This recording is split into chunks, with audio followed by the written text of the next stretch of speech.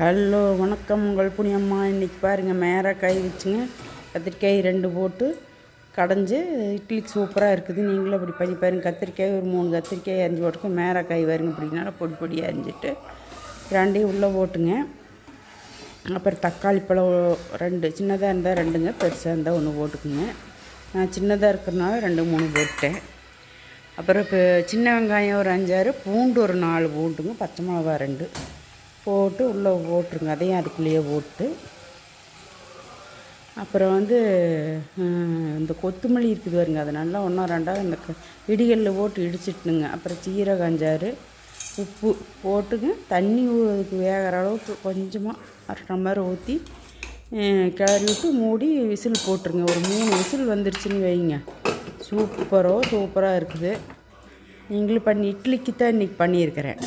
நீங்களும் பண்ணி பாருங்கள். டெய்லி சட்னி அது இதுவும் வைக்கிறதுக்கு இது சூப்பராக இருக்குதுங்க. இது அரிசியும் பருப்புக்கும் வச்சுக்கலாம், இட்லி தோசை சப்பாத்தி பூரி எதுக்கு வேணாலும் வச்சுக்கலாங்க. சூப்பராக இருக்குது. மேரக்காய் தனியாக சாப்பிடாதவங்க இப்படி பண்ணி கொடுத்து பாருங்க, சாப்பிடுவாங்க. அருமையாக இருக்குது. நீங்களும் பண்ணி இதை நீ சத்தம் 3 சத்தம் எடுத்துட்டேங்க. இது நல்லா கடைஞ்சிக்கலாங்க. மத்திருந்து கடைஞ்சாலும் சரி, இந்த மேசரை வச்சு கடைஞ்சாலும் சரிங்க. நல்லா கடைஞ்சிக்க வேணுங்க. கடைஞ்சிட்டு அப்புறம் தாளித்து கொட்டிக்கலாங்க.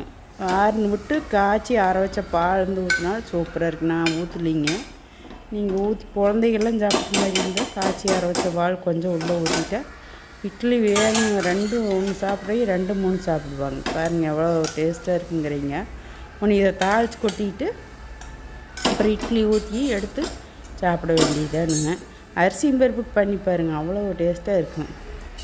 ஜீரகம் கடுகு போட்டுங்க. வெடித்ததுக்கப்புறம் வரமிளகாயும் கருவேப்பந்தலையும் மட்டும் போட்டால் வேலை முடிஞ்சுது. தாளித்து உள்ளே ஒட்டிட வேண்டியதானுங்க. சரி, நீங்களும் பண்ணி பார்த்துட்டு எனக்கு கமெண்ட் பண்ணுங்கள், லைக் பண்ணுங்கள், ஷேர் பண்ணுங்கள், சப்ஸ்கிரைப் பண்ணுங்கள். எல்லோரும் பண்ணியிருப்பீங்க, இருந்தாலும் பண்ணுங்கள்.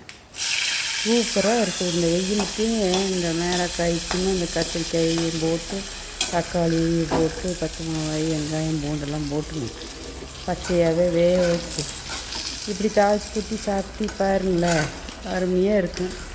நீங்களும் பண்ணி பார்த்துட்டு எனக்கு கமெண்ட் பண்ணுங்கள், லைக் பண்ணுங்கள், ஷேர் பண்ணுங்கள், சப்ஸ்கிரைப் பண்ணிடுங்க. அவ்வளோதான். இட்லி எடுத்து சாப்பிட வேண்டியதானுங்க. சரி, நான் அடுத்த வீடியோ பார்க்குறேன்.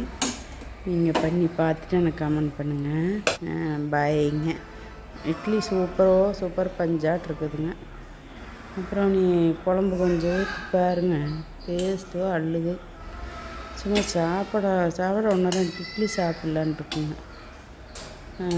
இன்னும் குழந்தைகளுக்கு இதுக்கு பால் காய்ச்சி ஆற வச்ச பால் ஊற்றி கலந்து கொடுத்தீங்க வைங்க, இன்னும் நல்லா இருக்குங்க. அரிசி பருப்பு சாதத்துக்கு பண்ணி பாருங்கள், அவ்வளோ அருமையாக இருக்குது. சரி, பாய்ங்க. அடுத்த வீடியோ பார்க்கலாம்.